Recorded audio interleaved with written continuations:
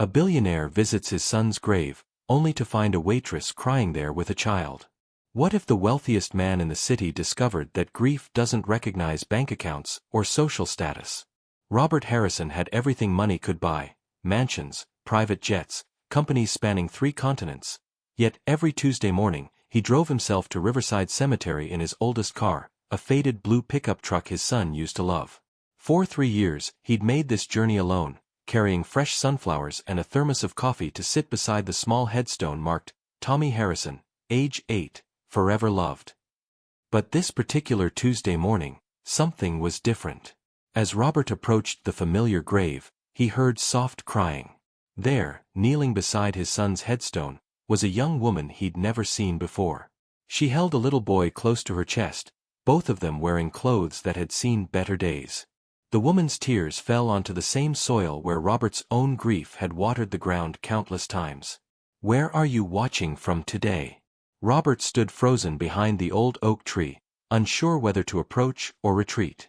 The morning mist clung to the cemetery grounds, and the woman's quiet sobs seemed to echo through the peaceful silence.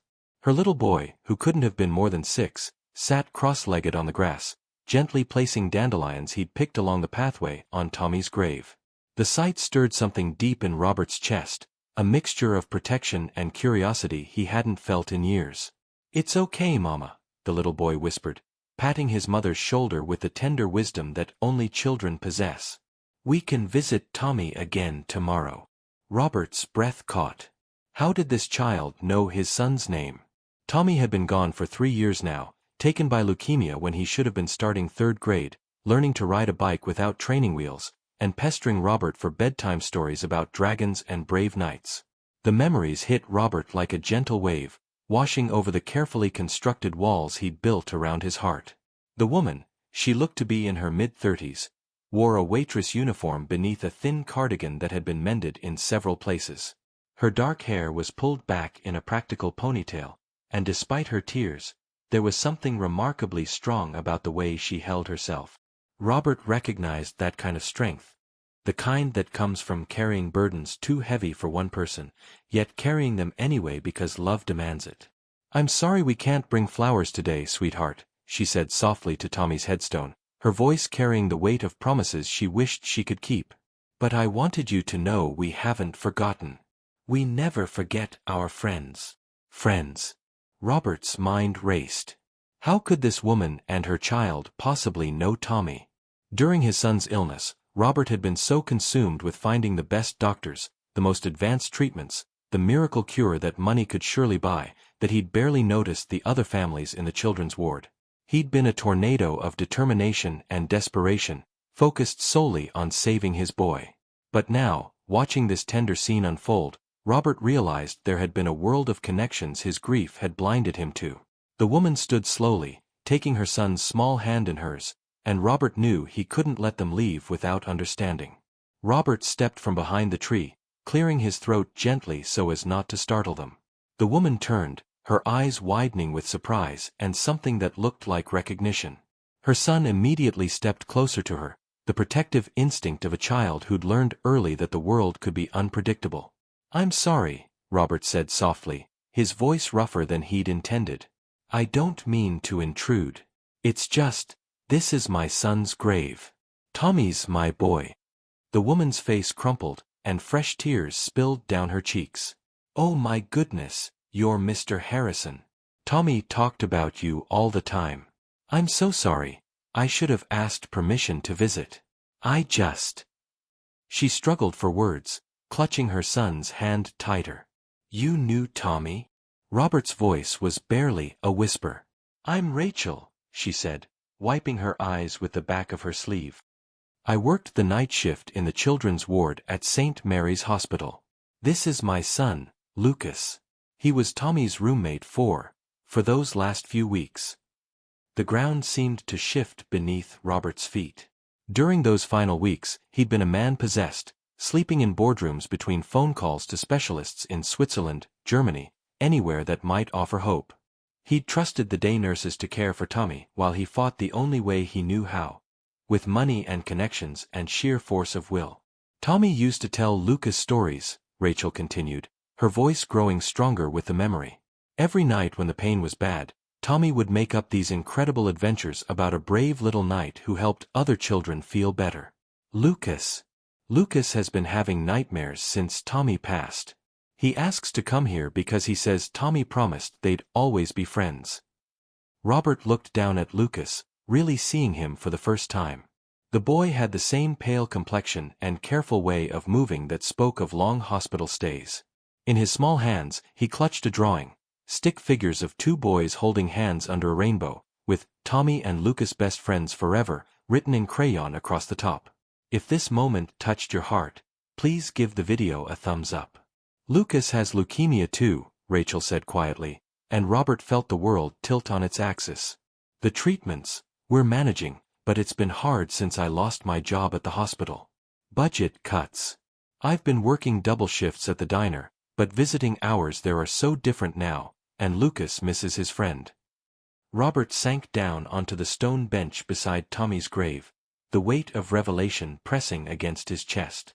All those nights he'd spent in corporate offices, all those calls to international medical centers, all that time he'd spent away from Tommy's bedside believing he was fighting for his son's life, and he'd never known about Lucas. He'd never known about the friendship that had given Tommy comfort in those final weeks, the stories his boy had told to help another child through the darkness. I should have been there more, Robert said, his voice breaking. I should have known about you, about Lucas. I thought I was saving him, but I was missing his life. Rachel sat down beside him, keeping Lucas close. Tommy understood. He used to tell Lucas that his daddy was out there fighting dragons, just like in the stories. He said you were the bravest man in the world because you never gave up believing in miracles. The words hit Robert like a physical blow. For 3 years, he'd carried the guilt of failure. Failure to save his son, failure to be present, failure to be the father Tommy deserved. But here was this woman, this stranger who'd become his son's friend, telling him that Tommy had seen something different entirely. The last night, Rachel continued softly, Tommy asked me to promise something. He made me swear that if I ever met his daddy, I'd tell him about the stories. He said his daddy needed to know that being brave doesn't always mean fighting. Sometimes it means sitting with someone who's scared. Lucas tugged gently on Robert's sleeve. When Robert looked down, the boy held up his drawing. Tommy said his daddy has magic, Lucas whispered. The kind that makes sick kids feel better. Do you really have magic? Robert's throat closed. Through his tears, he saw not just Lucas, but all the children he could have helped, all the families struggling just like Rachel. His son had seen something in him that Robert had lost sight of. Not just the power to make money, but the power to make a difference. What's your favorite story that Tommy told you? Robert asked Lucas, his voice thick with emotion. The one about the knight who built a castle where sick kids could play and be happy, Lucas said without hesitation. Have you ever faced something like this? Let us know in the comments. Robert looked at Rachel, then at the simple headstone, then at the drawing in Lucas's hands.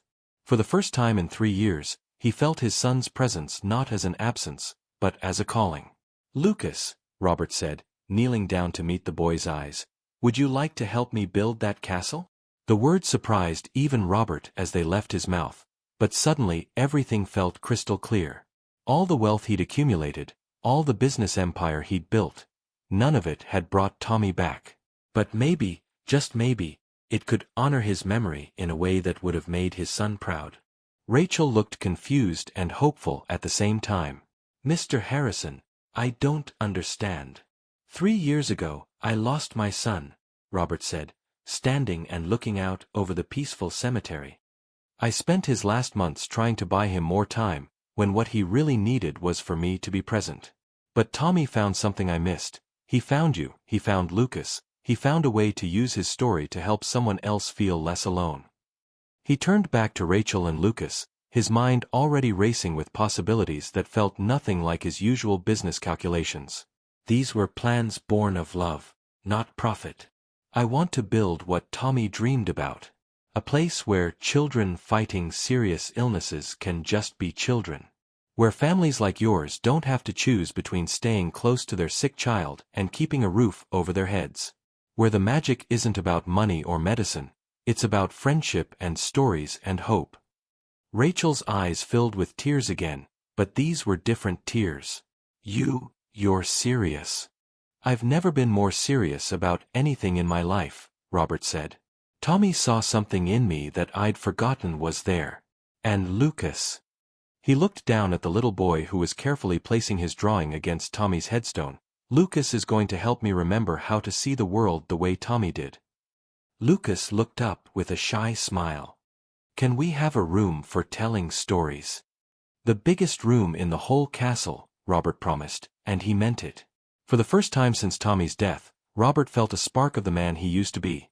Not the corporate titan, but the father who used to read bedtime stories and build blanket forts and believe that love could conquer anything. If you've been enjoying this story, subscribe to our channel for more heartwarming tales. There's just one condition, Robert said, looking at Rachel with a seriousness that made her straighten. I'm going to need someone who understands what these families are going through. Someone who knows how to sit with a scared child and make them feel brave. 6 months later, the Tommy Harrison Children's Hope Center opened its doors in a renovated mansion on the outskirts of the city. It wasn't a hospital. It was something entirely new. Families dealing with childhood illness could stay for free, with comfortable rooms, a professional kitchen, play areas designed by children themselves, and most importantly, a circular library room with floor-to-ceiling windows where stories were told every evening at sunset. Robert stood in that story room on opening day, watching Rachel read to a group of children whose courage humbled him daily. Lucas sat in the front row, his latest round of treatment going well, his laughter infectious as Rachel gave different voices to all the characters in Tommy's favorite story about the brave knight. The center ran on a philosophy Tommy had unknowingly created in those final weeks, that healing wasn't just about medicine, but about connection. Children here weren't patients first, they were storytellers, artists, friends, dreamers who happened to be fighting big battles. The magic Robert had spent his fortune creating wasn't in the building's amenities, though those were wonderful. The magic was in the community Tommy had envisioned, where no child faced their fears alone. He would have loved this, Rachel said later, as they stood together on the center's wraparound porch, watching children play in the gardens that bloomed year-round thanks to careful planning and gentle care.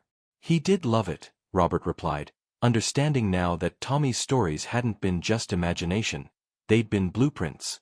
Every time Lucas laughs, every time a scared family finds comfort here, every time someone chooses to sit with a frightened child instead of running from the pain, that's Tommy, still telling his stories. The center had changed Robert in ways he couldn't have predicted.